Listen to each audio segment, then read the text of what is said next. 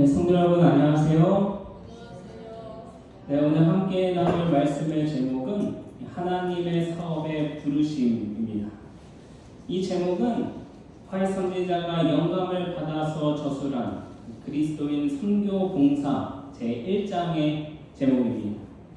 앞으로 2026년도 전반기에는 매주 금요일 저녁에 이 그리스도인 선교 봉사의 내용으로 함께 말씀의 은혜를 나누려고 합니다.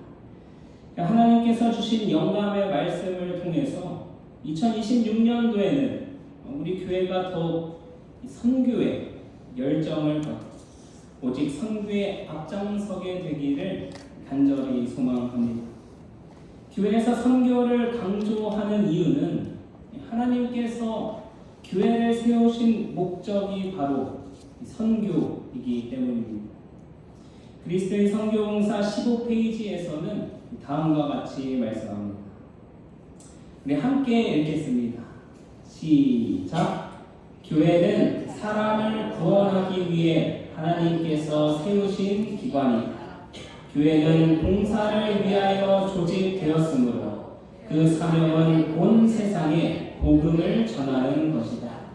태초부터 하나님은 당신의 교회를 통하여 당신의 충만과 풍족을 온 세상에 나타내시려고 계획하셨다. 하나님께서 어두움에서 불러내려 그의 기이한 빛 가운데 들어가게 하신 교인들은 하나님의 영광을 나타내어야 한다. 교회는 사람을 구원하기 위해 세워진 기관이며 봉사를 위해 조직되었다. 이 교회의 다른 목적에 대한 설명은 없습니다. 따라서 그냥 우리끼리 잘 먹고 잘 지내라고만 세워진 것이 아니라는 것입니다. 교회의 사명은 온 세상에 복음을 전파하는 것임을 분명히 말씀하고 있습니다. 그리고 우리가 그렇게 하나님의 복음을 전하며 살아갈 때에 진정한 행복이 있음을 선지자는 다음과 같이 말씀합니다. 하나님의 교회는 다양한 은사와 성령의 능력을 충만하게 받은 여러 성도들이 모인 궁정이다. 그들은 저희가 도와주고 축복하는 사람들의 행복에서 저희의 행복을 찾을 것이다. 우리의 진정한 행복은 내가 가진 좋은 것을 나누어 줄 때에 있는 것입니다. 내가 받은 영원한 생명을 죽어가는 이들에게 나누어 줄 수 있다면 그것만큼 복되고 행복한 일이 또 어디에 있겠습니까? 사람들은 보통 자기가 잘 아는 이야기나 평소에 관심을 가지고 있던 주제에 대해서 이야기를 하면 눈을 반짝입니다. 도시에서 태어나 자란 요즘 사람들에게는 어린 시절 시골에서 수박서리를 하던 이야기, 보릿고개를 넘기며 이 소나무 껍질을 벗겨 먹은 이야기를 아무리 이야기해도 아마 꿈 같은 이야기일 것입니다. 신기하게 듣기는 하겠지만 공감하기는 어렵습니다. 많은 사람들이 돈 이야기를 하면 귀를 세우고 듣는 것은 그만큼 돈에 관심이 있다는 것입니다. 그렇다면 여러분은 어떤 이야기에 눈이 반짝이고 귀가 쫑긋 세워지신가요? 우리는 현재 어디에 관심을 두고 살아가고 있나요? 누군가가 그리스도께로부터 받은 사명을 완수하여야 하며 누군가가 그리스도께서 이 지상에서 착수하신 사업을 지속시켜야 할 것입니다. 이 특권은 교회가 부여받은 것이다. 교회는 이 일을 위해서 조직되었다.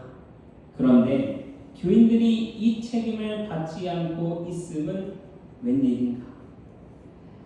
우리가 마땅히 해야 할 일임에도 불구하고 사람을 살리는 일에 관심이 없기 때문에 무책임한 모습을 보이며 살아오지는 않았는지 오늘 말씀을 통해서 저부터 되돌아보게 되었습니다. 교인들이 이 책임을 받지 않고 있음은 웬일인가? 우리의 무관심 때문에 성경은 특정 사람에게 주어진 임무라고 생각하기 때문에 우리 교회가 여전히 미약한 상태로 남아있는 것이 아니겠습니까? 하나님께서는 진리를 알고 있는 자는 모두 다 하나님의 사랑을 사람들에게 전하는 일에 힘써줄 것을 요구하고 계십니다. 만약 멸망당할 영혼들을 구원하는 일에 우리가 헌신하기를 꺼려 한다면 어떻게 우리가 하늘 도성에 들어갈 자격이 있다고 인정을 받을 수 있겠는가? 진리를 알고 있는 자는 모두 다 예외 없이 전부 다 하나님의 사랑을 전하는 일에 힘써야 한다는 것입니다. 그렇지 않고서 과연 하늘에 들어갈 자격이 있다고 인정받을 수 있겠는가? 한번 쉽게 생각해봐도 그럴 것입니다. 복음을 알지 못해 죽어가는 영혼들이 있는데 내가 그 복음을 전하기만 하면 살릴 수 있는데 내가 하지 않아서 그저 나 구원받아 하늘 가겠다는 마음을 품고서 과연 우리는 하늘에서 더불어 살아갈 수 있겠습니까? 사랑하는 성도 여러분, 이 선교는 어느 특정 사람에게만 주어진 임무가 아닙니다. 어린아이로부터 어른에 이르기까지 모두에게 주어진 사명임을 기억해야 합니다. 그렇다면 하나님께서 우리에게 맡기신 일을 하기 위해서 과연 어떻게 해야 하겠는가? 그 일을 하기 위해서는 먼저 이 하나님 사업의 특징을 우리가 잘 이해해야 합니다. 오늘날 그리스도인 선교봉사 1장에서는 그 특징들이 나와 있는데 이 시간에 4가지만 함께 살펴보도록 하겠습니다. 하나님 사업의 특징, 그 첫 번째는 인간에게 의존하신다는 것입니다. 하나님께서는 사람들 가운데 당신의 대표자로서 타락한 일이 결코 없는 천사들을 택하지 않으시고 구원하고자 하는 사람들과 성정이 같은 사람들을 택하신다. 그리스도께서는 인간과 접촉하시려고 인성을 취하셨다. 우리는 이런 질문을 할 수 있을 것입니다. 하나님께서 흠없는 천사를 선택하셨다면 사람이 복음을 전하는 것보다 더 수월하지 않았을까? 그러나 하나님께서는 단순 복음 전파만을 목적으로 하지 않으시고 복음을 전하는 우리까지 살리시기 위해서 사람을, 즉 저와 여러분을 선택하셨다는 것입니다. 하나님께서 왜 저와 여러분을 선택하셨는지 다음 말씀에서 더 자세히 설명합니다. 하나님께서는 우리의 도움 없이도 죄인을 구원하시는 당신의 목적을 이루실 수 있으셨다.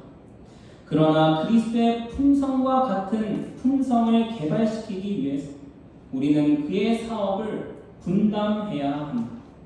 그의 기쁨, 곧 그의 희생을 통해서 구속받는 영혼들을 보는 기쁨에 참여하기 위하여 그들의 구속을 위한 그분의 사업에 참여해야 한다. 우리 역시 그리스도의 품성을 개발해야 하기 때문에 하나님께서 저와 여러분을 선택하셨다는 사실입니다. 자신의 희생에 영혼을 살리시면서 느낀 이 그리스도의 기쁨에 우리도 참여해야 하기 때문에 저와 여러분을 선택하셨다는 사실입니다. 성도 여러분, 이 세상이 왜 병이 들어가는지 아십니까? 이 교회가 왜 무너지는지 아십니까? 내 삶에 왜 행복이 없는지 아십니까? 그것은 바로 나의 이기심 때문입니다. 나 혼자 잘 먹고 잘 살려는 마음 때문에 그 마음이 독이 되어서 나도 병들고 이 사회와 교회가 병들게 되는 것입니다. 여러분 혹시 이 남성을 알고 계십니까? 원래는 만화 작가인데 이 사람이 워낙 재치가 있고 입담이 좋아서 TV 프로그램에도 다수 출연하고 현재는 이 개인 방송을 통해서 이 시청자들과 소통을 하고 있습니다. 여기 보이는 이 남성의 어린 딸이 방송에서 그 아버지한테 이 다음과 같은 말을 남겨서 모두 놀랄 수밖에 없었습니다. 아빠, 다른 사람이 이기는 걸 좋아해요. 그러면 아빠도 행복할 거야. 내가 이기는 것보다 다른 사람이 이기는 걸 행복으로 여긴다. 내가 잘 되는 것보다 다른 사람이 잘 되는 것을 행복으로 여긴다면 우리는 항상 행복하지 않겠습니다. 복음 전하는 일이 그렇습니다. 돌아오는 것이 없을 때가 많습니다. 때로는 내 돈과 시간을 희생해야 하고 내 감정과 마음을 쏟아야 할 것입니다. 그러나 그리스도께서 희생하셔서 사람의 생명을 살리신 것처럼 우리 역시 내가 가진 것 희생해서 사람을 살릴 수만 있다면 그것이 우리에게 가장 큰 기쁨과 행복이 되어야 하지 않겠습니까? 그 희생으로 내가 그리스도를 닮아갈 수만 있다면 그것이 우리의 평생의 사업이 되어야 하지 않겠습니까? 우리는 하나님과 같이 일하는 일꾼이 되어야 합니다. 하나님께서는 인간의 도움 없이는 사업을 마치지 않으실 것이기 때문이다. 사랑하는 성도 여러분, 하나님께서 저와 여러분을 의존하셔서 저와 여러분을 통해 그분의 사업을 마치신다는 사실을 잊지 마시길 간절히 바랍니다. 하나님 사업의 특징 그 두 번째는 각 개인을 부르신다는 것입니다. 그리스도인 성교봉사 9페이지에서 다음과 같이 말씀합니다. 우리 함께 읽겠습니다. 시작. 하나님께서는 현대 진리를 배운 모든 사람들이 개인적인 봉사를 하기를 기대하고 계신다. 모든 사람들이 다 선교사로서 외국에 갈 수는 없으나 자기의 가족과 이웃들을 위해서 전도하는 가정의 선교사들은 될 수 있다. 영혼을 구원하는 일은 하나님의 진리를 알고 그리스도를 믿는 모든 사람이라면 필생의 사업이 되어야 합니다. 그러나 우리는 때때로 교단의 사업이나 교회의 사업이 나의 노력을 대신해 준다고 생각할 때가 많습니다. 교단에서 봉사 많이 한다는 이유, 교회에서 전도해야 한다는 이유, 나의 노력은 주어지지 않아도 된다고 생각할 때가 있는 것입니다. 그러나 그렇게 해서는 결코 안 됩니다. 개인의 부르심을 거절하는 것은 곧 개인의 신앙에 치명적인 일이 될 것임을 선지자는 다음과 같이 말씀합니다. 그들은 세상과 접촉하지 않은 데 대하여 스스로 변명한다. 그리하여 그들의 마음은 냉랭해져 간다. 그들은 자기 일에만 골몰한 나머지 무감각해진다. 하나님과 인류에 대한 사랑은 심령 속에서 죽어간다. 우리가 선교하지 않으므로 인류에 대한 사랑뿐 아니라 하나님께 대한 사랑마저 우리의 심령 속에서 사라질 수밖에 없음을 말씀하는 것입니다. 따라서 하나님께서는 이 세상에 죽어가는 영혼뿐만 아니라 죽어가는 나를 위해서 선교하게 하셨다는 사실입니다. 이 사명을 성취해야 할 책임은 안수 목사들에만 있는 것이 아니다. 그리스도를 받아들인 모든 사람들은 동료 인간의 구원을 위하여 일하도록 부르심을 받았다. 그리스도의 사업은 어떠한 설교나 교리에 의해서보다도 개인의 관심, 각성, 개인적 노력에서 더욱 크게 이루어진다. 교회가 세워지는 곳마다 모든 교인들은 적극적으로 선교 사업에 참가하여야 한다. 그들은 이웃에 있는 각 가정을 방문하여 그들이 어떠한 영적 상태에 있는지를 알아야 한다. 선지자는 분명히 말씀합니다. 목사에게만 이 책임이 주어진 것이 아니라 그리스도의 사업은 개인의 관심, 각성, 개인적 노력에서 더욱 크게 이루어질 것이다. 목사가 내 이웃집 대신 방문한다고 될 문제가 아니라는 것입니다. 내가 직접 눈으로 보고 나와 이웃과의 교제를 통하여 이웃을 향한 지속적인 관심과 사랑, 노력, 희생을 통하여 하나님께서 일하실 것이라 말씀하십니다. 사랑하는 성도 여러분, 하나님께서 저와 여러분 각 개인을 부르셨다는 사실을 잊지 마시길 간절히 바랍니다. 다른 사람의 일이 아니라 내가 마땅히 해야 할 일임을 기억하셔서 올해는 연초부터 이 복음을 전해야 할 이웃을 내 마음에 품고 지속적인 관심과 사랑으로 하나님의 사랑에 심어져서 이 사람을 살리는 기쁨을 이 자리에 계신 저와 여러분이 모두가 느끼게 되시길 간절히 소망합니다. 하나님의 사업 특징 그 세 번째는 힘을 합해야 한다는 것입니다.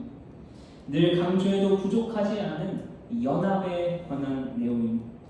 성도와 성도와의 연합, 나와 하나님과의 연합, 그 연합이 있을 때야 비로소 하나님께서 일하실 수 있습니다. 성경공사 14페이지 우리 함께 읽겠습니다. 시작! 그리스도인은 그리스도인과 연합하여야 하고 교회는 교회와 연합하여야 한다. 인간은 하나님과 연합하여야 하며 모든 대리자들은 성령에 예속되어야 한다. 세상에 하나님의 은혜의 기쁜 소식을 전파하는 데는 모두가 연합하여야 한다. 우리 개인이 성령께 속해 있을 때에 연합할 수 있습니다. 왜냐하면 성령께서 우리로 하나 되게 하시기 때문입니다. 그 사실을 에베소서 4장 1절로 3절에서 다음과 같이 말씀합니다. 이 말씀 또한 우리 함께 읽겠습니다. 시작! 그러므로 주 안에서 갇힌 내가 너희를 권하노니 너희가 부르심을 받은 일에 합당하게 행하여 모든 겸손과 온유로 하고 오래 참음으로 사랑 가운데서 서로 용납하고 평안에 매는 줄로 성령이 하나 되게 하신 것을 힘써 지키라. 연합은 지키는 것이라고 말씀합니다. 성령께서 하나 되게 하셨다면 힘써서 지키라. 때로는 억울하고 속상한 일이 있더라. 때로는 손해보는 일이 있더라. 성령께서 하나 되게 하셨으니 힘써서 지키는 우리 유구전원교회가 되기를 이 시간 간절히 소망합니다. 마지막으로 하나님의 사업 특징은 빛과 축복의 통로가 되어야 한다는 것입니다. 우리는 하늘의 생명이 다른 사람들에게 흘러 들어갈 수 있는 신성한 통로가 되어야 한다. 그러면 성령은 온 교회에 충만하여 생기를 주며 마음들을 정화시키며 연합시킬 것이다. 연합과도 이어지는 말씀입니다. 우리가 빛과 축복의 통로가 된다면 성령께서 온 교회에 충만히 임하셔서 생기를 주시고 마음을 정화시키시면서 우리 모두를 연합시키신다는 사실입니다. 우리가 세상의 빛과 축복의 통로가 되지 못하는 이유가 무엇이겠습니까? 그리스도인이라 공언하면서도 그리스도를 닮지 못한 언행과 행동과 습관 때문인 것입니다. 그러한 나의 연약함이 때로는 이웃에게 상처를 주고 성도에게 상처가 되어 연합을 가로막게 되는 것입니다. 그래서 하나님께서는 이 세상을 비추는 빛과 축복의 통로가 되라고 말씀하십니다. 하나님께서는 자기 백성들이 세상에서 빛을 비추기를 요구하신다.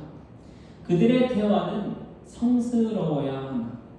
그들은 하나님과 교통하는 한편 마음에 활기를 주는 하나님의 사랑을 그들의 언행으로 나타내기 위해서 인간들과 교제하여야 할 것이다. 이와 같은 방법으로 그들은 세상의 빛이 되며 그들을 통해서 전달된 빛은 꺼지거나 빼앗기지 않게 된다.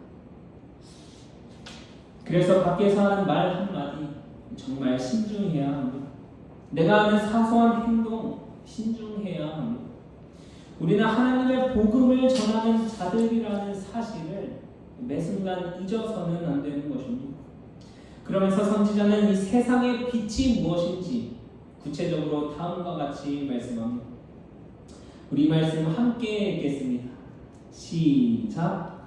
세상의 빛이 되어야 할 사람들이 지금까지 약하고 가냘픈 빛만을 비춰왔다. 빛이란 무엇인가? 빛은 곧 경건이요, 선이요, 진리요, 자비요, 사랑이다. 그리고 그것은 성품과 생활 속에 있는 진리를 나타내는 것이다. 복음이 적극적으로 전파되는 여부는 신자들 각 개인의 경건에 달려있다. 왜 우리가 여태껏 전도 한번 하지 못하고 세상의 빛과 축복의 통로가 되지 못하고 살아왔는가? 우리의 성품이 진리로 나타나야 하는데 그러지 못하기 때문에 경건의 모양만 갖추고 경건하지 않기 때문에 그랬던 것입니다. 우리는 그리스도의 증인들이다. 그러므로 우리는 우리의 시간과 주의를 빼앗는 세속적 흥미나 계획들을 용납하지 말아야 한다. 오늘 우리에게 어쩌면 부담이 되는 말씀이 많이 주어졌습니다. 그러나 우리가 이러한 부담도 갖지 않고 살아간다면 주께서 맡기신 사명을 결코 잃을 수 없습니다. 하나님께서 저와 여러분 각 개인을 부르셨다는 사실을 잊지 마시고 하나님께서 저와 여러분을 통해 복음 사업을 완수하신다는 사실, 우리 모두가 한 마음으로 연합해야만 그 사업이 가능하다는 사실, 그리고 우리 각 개인이 정말 세상 사람들과 구별되는 경건함을 소유하여서 세상의 빛과 축복의 통로가 되기를 이 시간 간절히 소망합니다. 그리하여 2026년에는 우리 유구전원교회가 빛을 전하는 교회로 앞장서서 이 사람을 살리는 기쁨으로 살아가게 되시길 이 시간 간절히 바라면서 말씀을 마치겠습니다. 마치는